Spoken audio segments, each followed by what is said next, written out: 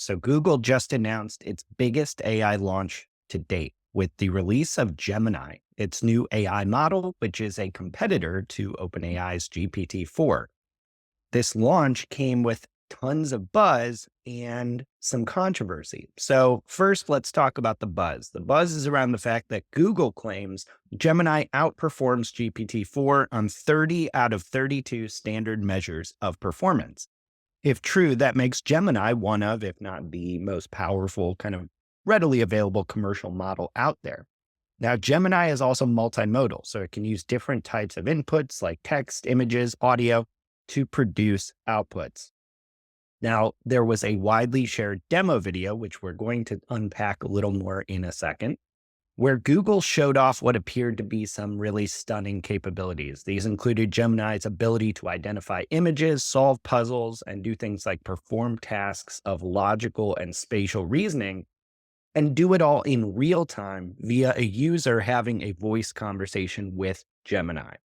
Now, here's the controversial part. After some digging, Bloomberg found out that this demo video that's been seen millions of times already had been edited pretty significantly to display Gemini's capabilities in the best light possible. So the conversation that the person is having with the system in the video is actually a representation of a text conversation, not one that was a voice conversation. And what appears to be Gemini recognizing things happening in a moving video in real time actually consisted of feeding the system still images, then stitching all that together. Not to mention, Google shows in the video only really short conversational prompts that are apparently being used to get really, really incredible answers. But these prompts were actually shortened from what was really used, and all the response times were sped up to make the video really punchy and for brevity's sake. So it does appear this system has really impressive performance on some standard benchmarks, but it also looks like Google exaggerated the capabilities in this demo video. Now, that's not uncommon in Silicon Valley, but people are focusing negatively on that as an aspect of this launch. So, Paul, I want to break this down into a couple pieces. First, can you talk us through how significant Gemini as a model is? Is it living up to the hype of being as powerful, if not more powerful, than GPT-4? It does appear. I mean, I think there's a lot to be talked about on the technical side about how they did their research and how they compared it to GPT-4. And until they open it up, like until honestly Ultra's available, like the most advanced model, we're not going to really know. Um, so it does appear that it's going to be comparable to GPT-4, if not more powerful. And I think the key differentiator is going to be that one, their data, but um, they built it multimodal from the ground up, meaning the entire model is multimodal. That is not how GPT-4 is built. GPT-4 is a language model that is enhanced with other models that enable image and video and audio. So that is the core differentiator that they stress in some of their videos is like how it's built is it is a single multimodal model from the foundation up. So that's what in theory would enable some of the things that were shown in the video, as well as advanced reasoning capabilities and some other unique things. Um, the question, becomes the middle, is it pro? I forget what the middle one is. They haven't named it pro Yeah, and I believe so. Yeah. okay. So that's the one that's gonna power Bard. So I think your first experience with it is going to be by using Google Bard, where you'll be able to see the mid-range model that's gonna be available. Mhm. The most powerful, the Ultra, won't be released until, they didn't say exactly, but sometime probably early next year, Q1, I would assume, and then we'll get a better sense. The question I had was like, what are the chances that GPT-5's out by that time? Mm. So now they just gave OpenAI a runway to one up because now they generally know what's coming from Google, and we know that they're working on GPT-5 at OpenAI. So I don't know, it'd be kind of funny. Like my feeling all along was like, you don't have to be GPT-4. GPT-4 is like a year and a half old in terms of like it was red team for like 7 months before it came out in March. So Mm. you don't need to beat a 2-year-old model. You need to beat what they're building next. So their research did show it will be more powerful. Now, again, how they did it, like how they prompted it and stuff, is different. It's not apples to apples, but it's not by much, which really goes to show how truly groundbreaking GPT-4 was Mm. and is. That we're going to be basically 2 years removed from it being built before we have Gemini Ultra, and it's only gonna be just a little bit better, it would appear, which is a pretty wild thing to consider. Yeah, it's pretty surprising, and maybe we're spoiled now that we have GPT-4. But yeah, you would expect something that's been in the works for so long to maybe be a bit more of a step above. Speaking of a step above, what about this demo video that appears to be showing capabilities that today Gemini doesn't exactly have? What were your thoughts around some of the controversy people were pointing out with the videos? I mean, some people have gone as far as to say they were just fake or like really coming at Google over the fact they had edited these videos.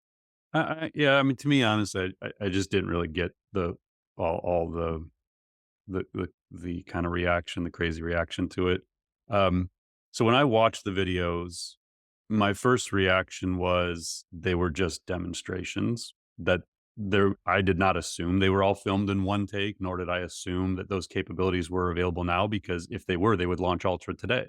Mm, So my initial feeling was this is what we always get with these models. Like, the AI companies demo something, and then 6 to 9 months later, we get the thing, and it's not capable of what the demo video showed 9 months earlier, but it's like directionally accurate. So my immediate take when I saw the demo, the 6 minute demo that everyone's referring to with the blue duck and all that stuff, was like, wow, that's going to be pretty cool if it's able to do that when it comes out.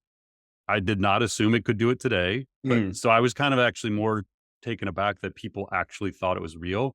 Maybe it's just the way they did it and that they didn't disclose it. But again, I go back to the Microsoft Copilot demo video from March.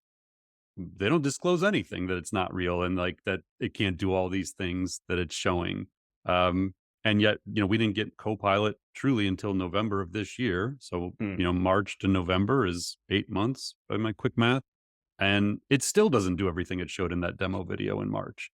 So I don't know. I just felt like it was people, complaining because it's what people like to do online. I, I I would probably look beyond that. Honestly, you can be upset at them thinking it was misleading, fine, but I tend to focus more on there's a very good chance it's going to have the capabilities they show in that video when it finally comes out in March or April, whenever it comes out. I would be focusing more of my energy on what does that mean? Mm, If it can actually do those things, which is highly likely that it's going to be able to do things very close to what it showed in that demo video, what does that mean to business, to the future of knowledge work, like all the stuff we talk about all the time? We are going to have models capable of what they show in that video next year, whether it's Gemini right away, or it's GPT-5, or it's Mistral, like what Llama 3. This is the future, and that future is happening in the next like 6 months. So I would probably personally just say, I get it. Like, I get that it's kind of annoying and it was a bit misleading. Move past that. Start worrying about what does this mean when it has these capabilities, not if it has these capabilities. They have the ability to do the things that are shown in there. If it was able to do it today, they would have rolled this out last week in the 3-city tour we talked about on last episode. Remember mm, last episode we said, "Hey, Sundar kind of randomly, like, canceled this launch. They were gonna be in these 3 cities. They were gonna demo this." Well, the reason they didn't do that is because it wasn't ready to be demoed live. So again, it's just like it's kind of obvious if you connect the dots what's going on here. They thought maybe they were gonna be ready to show this thing, have it be able to do the things they showed in that demo video. It wasn't gonna be there yet, so they had to delay the launch. They'll launch it early next year, but they put together a marketing video to show what the capabilities are gonna be, and in a developer post, they actually told you that's exactly what they did. They didn't hide this, like it mm, wasn't. I don't know. So, I don't so, but a couple other interesting quick notes. So one, Jeff Dean, the chief scientist at Google DeepMind, did tweet out over the weekend where the name came from, which I thought was kind of interesting. So he said Gemini is Latin for twins. The Gemini effort came about because we had different teams working on language modeling, and we knew we wanted to start to work together. The twins are the folks in the legacy Google Brain team, many from the Palm 2 effort. Palm 2 is the model that currently powers Bard, and the legacy DeepMind team, many from the Chinchilla effort that became Gemini, that started to work together on the ambitious multimodal project we called Gemini, eventually joined by many people from across Google. Gemini was also the NASA project that was the bridge to the moon between the Mercury and Apollo programs, Mm. which, if you want to like read into this a little bit, what's the Apollo program? So they're building the bridge to the Apollo program. This is only version 1. Like they're very clear. This is like Gemini 1.0. My thing I start to worry about, not well, worry, think about, imagine is what's the Apollo program here? Like, what is the real play here when this thing really develops? And that leads into kind of like my final thought is again, we keep going back to who wins in this? Like, where does this all go? What differentiates Gemini from GPT-5 and Llama 3 and Claude 3.0, whatever? And I always go back to Google has the data, OpenAI and Anthropic don't. And, I mean, all of them. So when you think about it, they have Android, Pixel, YouTube, Search, Maps, Nest, Fitbit, Gmail, Doc, Sheets, Cloud, like all this data nobody else has. Mm. So now they have a more powerful multimodal foundation model and they have the data. Plus, if you look into the technical specs of how they train this model, they use their own chips. That's the innovation they have. They also use their own data centers and they use an innovative approach where they were like training this thing across data centers. Nobody else has what Google has. And so I just like, again, I'm not giving investing advice here, but I bought more Google stock. Mhm. Like I just the video could be off. People could be pissed about the video. I get it. You could be disappointed that it's not going to be available to early next year. I get it. But step back and look at the foundation of what they're now building. And again, know that they've only been doing this like really this for like probably 10 months. Um, and the other thing that I look at is nobody else has DeepMind and Demis Hassabis and Shane Legg and that team. And when you look on the surface of what they announced, you don't really see yet the competitive advantage of DeepMind built into this. The capabilities DeepMind has that's been applied in other areas of AI, other projects, you're not seeing those all played out here yet. And so now imagine this kind of model plus all the innovation DeepMind still has sitting in their lab. When those are built in, I just still really see a hard future where Google isn't, if not the dominant player here, certainly, one of the two or three that I don't see them losing. So I'm still very bullish on what Google builds next year.